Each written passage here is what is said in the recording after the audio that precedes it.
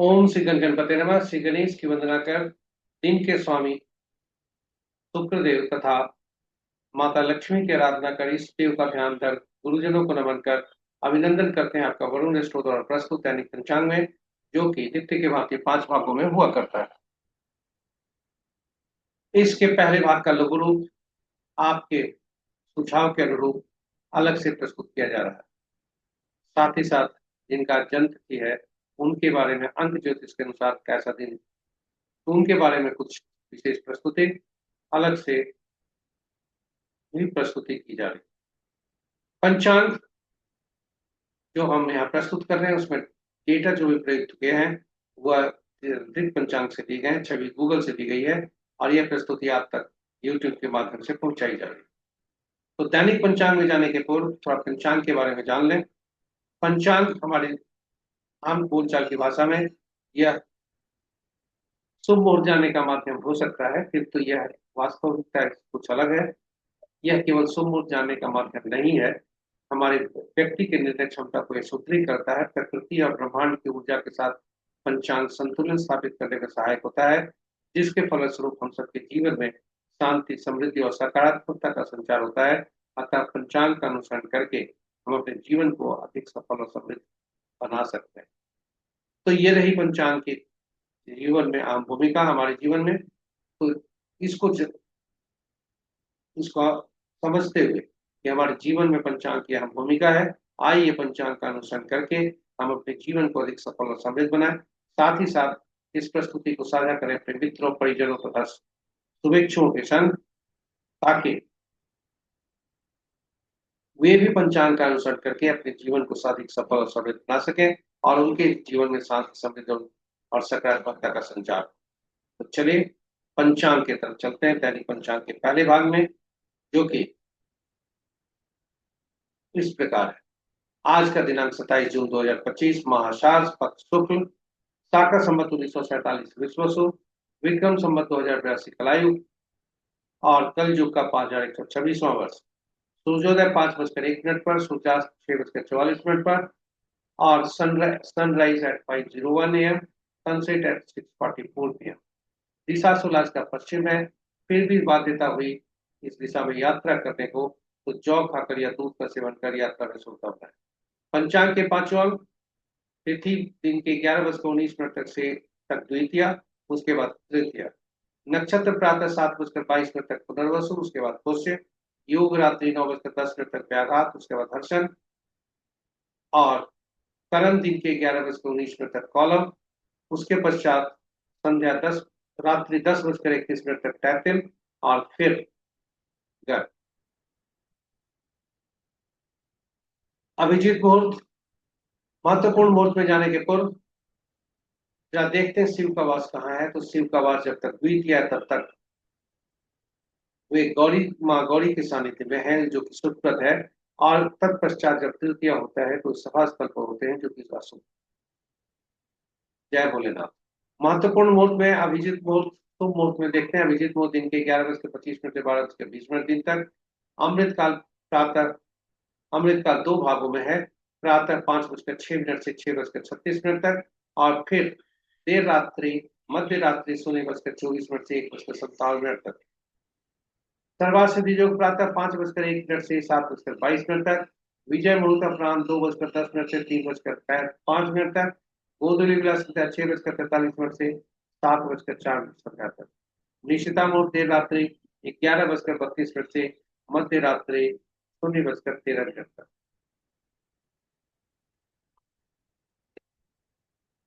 अशुभ मुहूर्त में राहु काल दिन के 10:10 से 11:53 तक। गुलिक काल प्रातः 6:44 से 8:27 तक। यमगंड अपराह्न 3:18 से 5:01 तक। वज्र मुहूर्त अपराह्न 3:06 से 4:39 तक।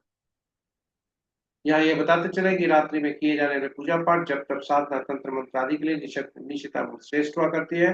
और राहु काल का साप्ताहिक कैलेंडर, सप्ताह का जो राहु काल होता है कब किस दिन में होता है, किस समय होता है, हर प्रत्येक दिन का यह निर्धारित है। और इसलिए इसका एक साप्ताहिक कैलेंडर हमने यूट्यूब पर पोस्ट किया है आपके उपयोग के लिए, ताकि आप साप्ताहिक अपना जो कार्यक्रम बनाएं उसमें उस राहु काल को देखते हुए बनाए, ताकि आपका जो भी कार्यक्रम हो सफल हो, अशुभता बिल्कुल नहीं हो, शुभता ही शुभता हो। तो जरूर देखें राहु काल का साप्ताहिक कैलेंडर। ग्रहों के आकाशीय स्थिति को देखते हैं, जो कि स्थानीय समय सुबह पटना के 5 बजे का है। चंद्रदेव कर्क राशि में ही आ चुके हैं, अपनी ही राशि। और इस प्रकार मित्र राशि में 2 ग्रह, शत्रु राशि में 2 ग्रह, सम राशि में 4 ग्रह और स्व राशि में 1 ग्रह है मात्र।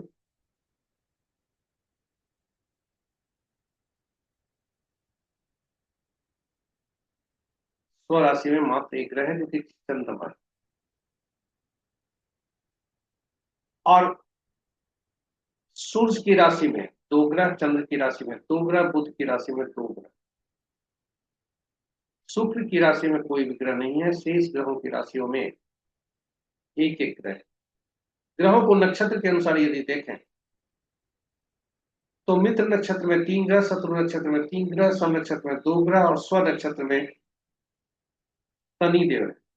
शुक्र देव जो अपने नक्षत्र में चल रहे थे, वे शत्रु के नक्षत्र सूर्य के नक्षत्र में आते हैं। इस प्रकार सूर्य देव, राहु देव, बृहस्पति देव और शनि देव, ये 4 ग्रह ऐसे हैं जो दो दो दिन के नक्षत्र में दो दो ग्रह। इस प्रकार 8 ग्रह इन्हीं ग्रहों के नक्षत्र में है। और शुक्र, चंद्र, मंगल, बुध ऐसे ग्रह हैं जिनके नक्षत्र में कोई ग्रह नहीं है, ये स्वतंत्र ग्रह है। शेष ग्रहों के नक्षत्र में एक एक ग्रह। बृहस्पति राहु के नक्षत्र में है और राहु देव बृहस्पति के नक्षत्र में। इस तरह बृहस्पति और राहु का आपस में नक्षत्र परिवर्तन भी है। तो इस तरह से ग्रहों की आकाशीय स्थिति को हम देखते हैं। जून माह जो समाप्ति पर है, ग्रहों का जो उनका गोचर की स्थिति है, सब जो मासिक कैलेंडर है वो इस प्रकार है। शुक्र देव 29 तारीख को गोचर करेंगे, जब वे मेष वृषभ राशि से मिथुन राशि में जाएंगे। वहीं बृहस्पति देव अस्त 9 जुलाई तक रहेंगे। कोई भी इस माह में वक्री ग्रह नहीं है। तो ये रहे आज के ग्रहों के आकाशीय स्थिति, महत्वपूर्ण मुहूर्त। हम आपको अब ले चलते हैं दूसरे भाग में, जो जन्म पत्रिका में चंद्रमा जिस नक्षत्र में होते हैं, उनके नक्षत्र स्वामी के अनुसार कैसा फल देते हैं। इस पद्धति को तारा बल कहते हैं, जो कि मूल पद्धति नव तारा चक्र पर आधारित है। नव तारा चक्र तारा बल चंद्रमा के परिप्रेक्ष्य में है, यानी चंद्रमा जिस नक्षत्र में है उनके नक्षत्र स्वामी, और आज चंद्रमा जिस गोचर में कर रहे हैं, जिस ग्रह में, उसके अनुसार कैसा फल होगा। यानी यह तारा बल आज के लिए देखा जाता है, भविष्य के लिए नहीं। वही नवतारा चक्र भविष्य के लिए ही देखा जाता है।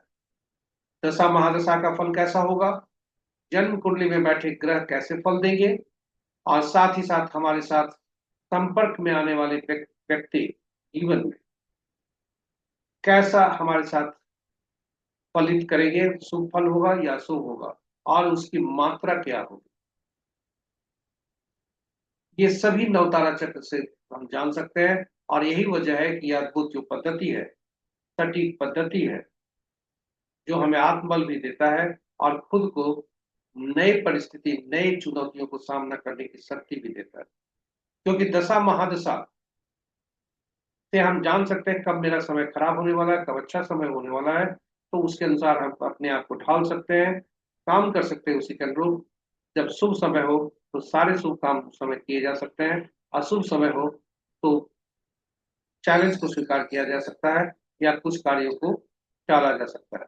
वहीं ग्रह हमारे दिखने में जो दिख रहे हैं कि बहुत अच्छे हैं, वास्तविक स्थिति क्या है, साथ ही साथ हमारे साथ कौन से व्यक्ति, पार्टनर शुभ है अशुभ है, यह भी हम जान सकते हैं और हम उसी तदनुरूप अपने आप को ढाल सकते हैं।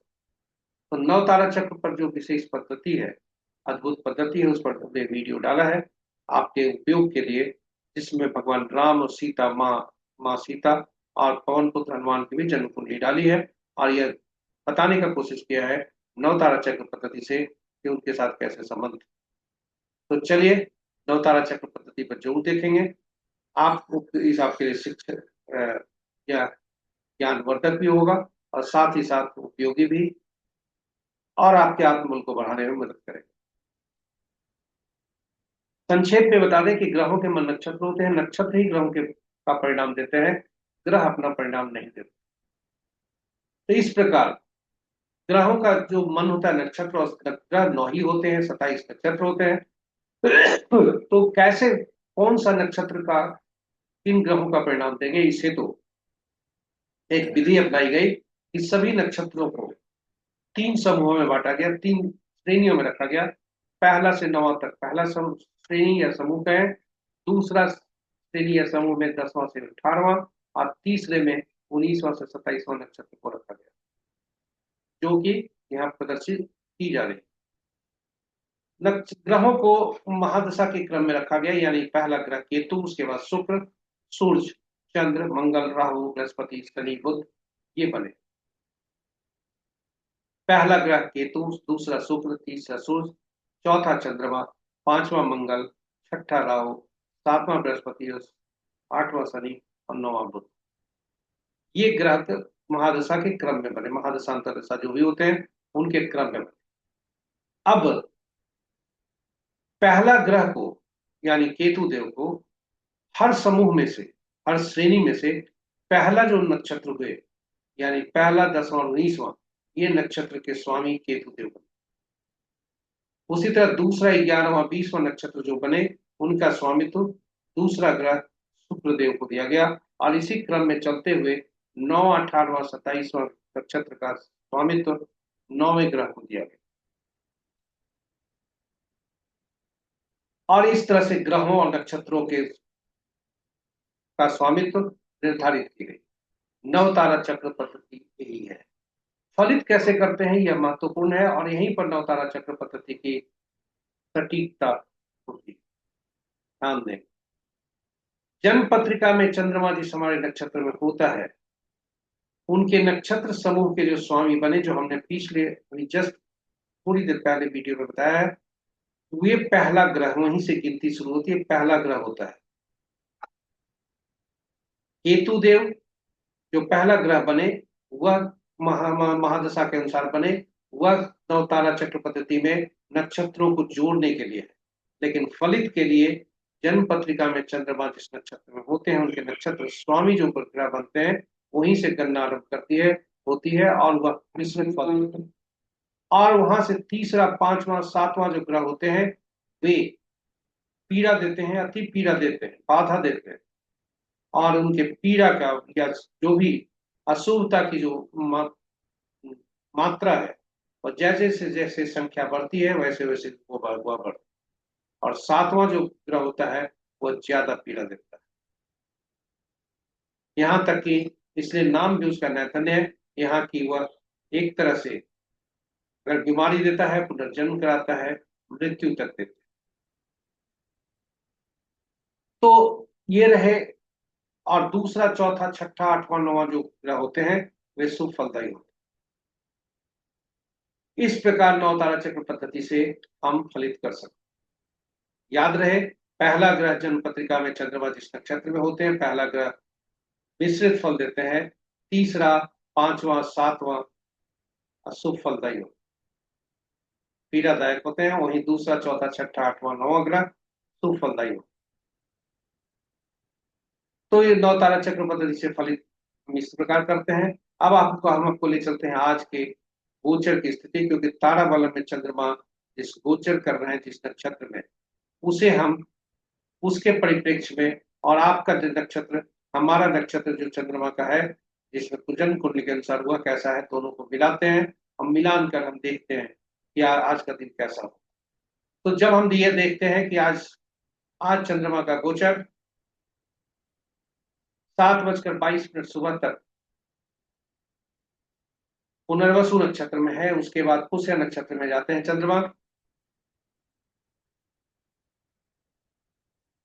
जो शनि का नक्षत्र होता है, पुनर्वसु बृहस्पति ग्रह का नक्षत्र। और यदि हमें जन्म पत्रिका में देखना है कि हमारा दिन आज कैसा होगा, तो उदाहरण स्वरूप हम लेते हैं कि हमारा जन्म यदि कृतिका नक्षत्र में हुआ है,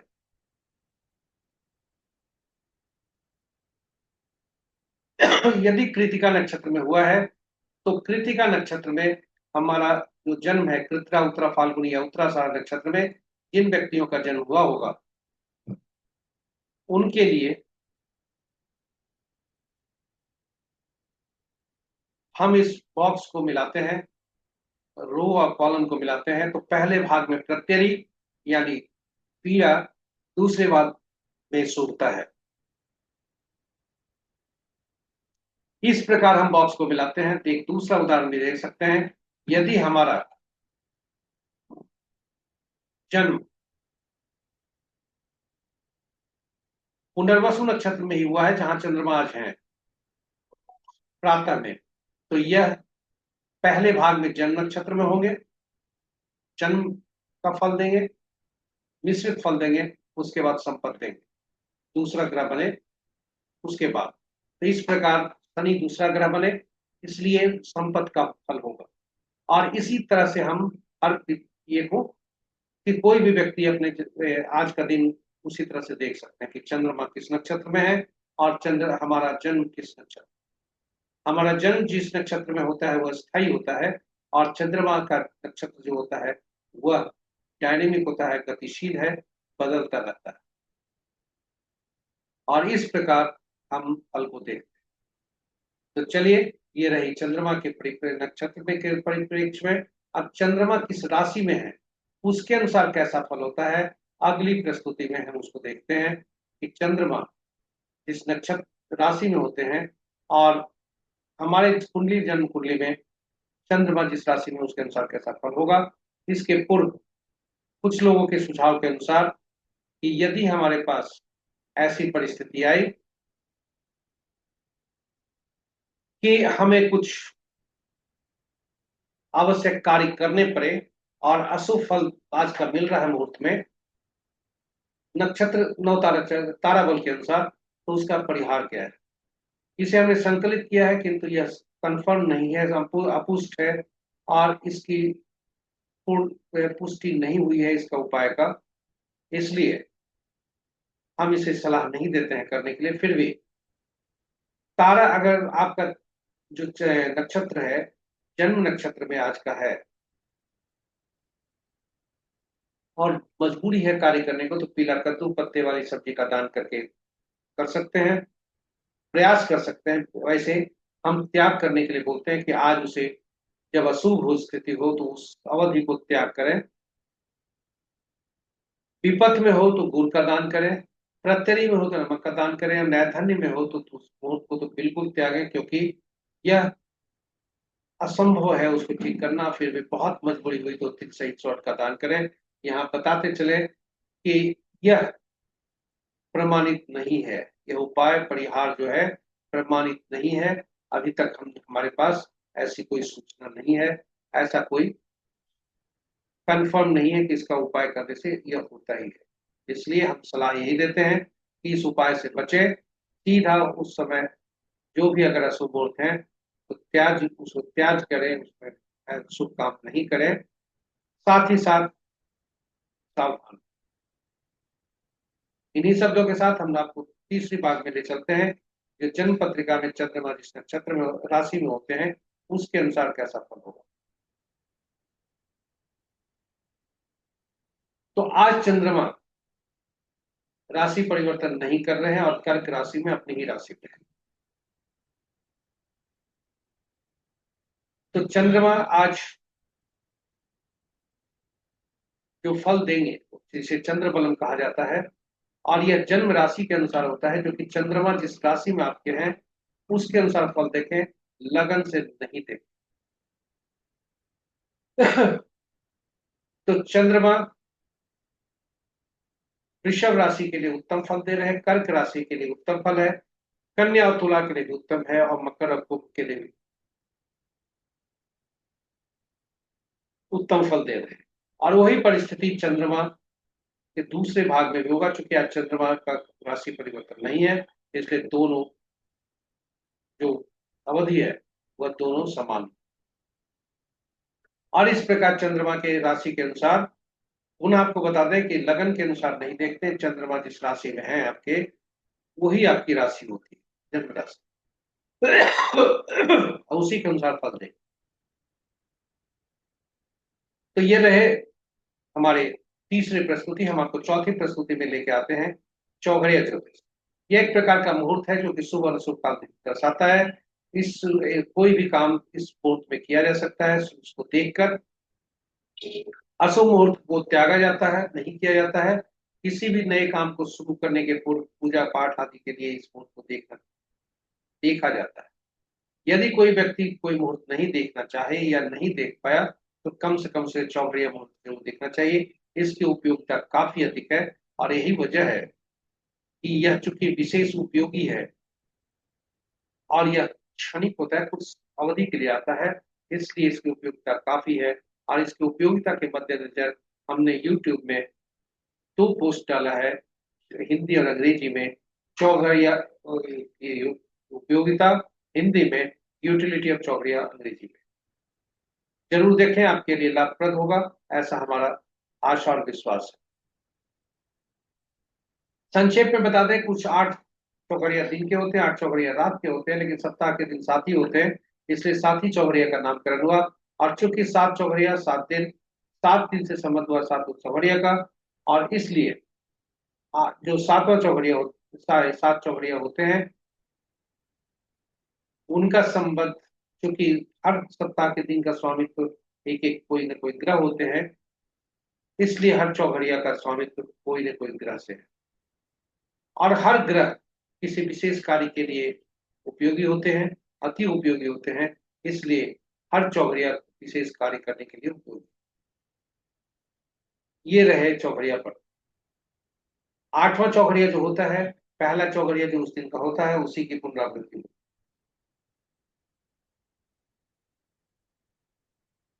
और चौघड़िया देखते समय यह देखा जाता है कि आज का दिन का चौघड़िया जो हो सकता है, वह काल बेला, वार बेला और राहु काल से ग्रसित हो सकता है।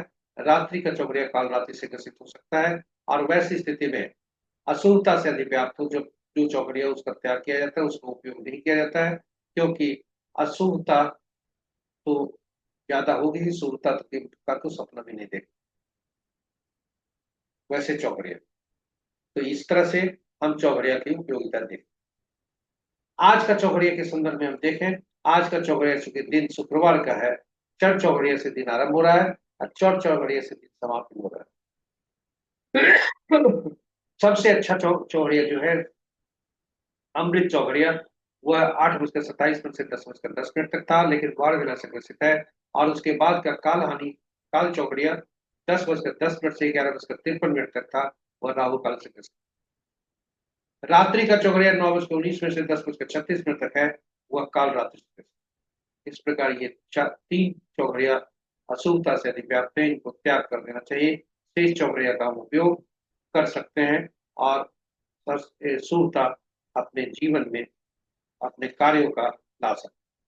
तो ये रहे हमारे दैनिक पंचांग के चौथे भाग की प्रस्तुति। 5वें भाग में आपको लेकर आते हैं यह अंक ज्योतिष के अनुसार आज कैसा दिन रहेगा। तो अंक ज्योतिष में संक्षेप में बता दें कि अंक ज्योतिष एकल अंक पर काम करते हैं, और इनका जो जब भी कंपाउंड नंबर हमें कोई मिलता है, तो उसको भी हम, जिसमें कई अंक प्रयुक्त हुए होते हैं, तो उनके प्रयुक्त हुए सभी अंकों को जोड़कर एकल अंक में परिवर्तित कर लेते हैं। शून्य का उपयोग नहीं करते, उपयोग नहीं लाते, क्योंकि यह अनिश्चितता को दर्शाता है। और हर ग्रह किसी न किसी, हर अंक का स्वामित्व किसी न किसी ग्रह को दिया गया है। और 5वां जो अंक होता है 1 से 9 के बीच में, वो मध्यम अंक होता है, मिडिल का नंबर है, जो कि बैलेंस अंक बताया जाता है, क्योंकि 1 और 5 के बीच का है।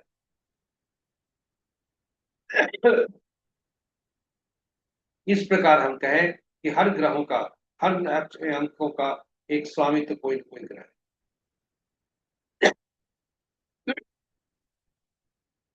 अंक ज्योतिष हमारे अंक जो जन्म तिथि है, जिसमें दिनांक, जन्म दिनांक है, जिसमें तिथि, माह और वर्ष होते हैं, इसके इर्द गिर्द घूमता है, जो कि ईश्वर द्वारा प्रदत्त है। साथ ही साथ हम आगे चलकर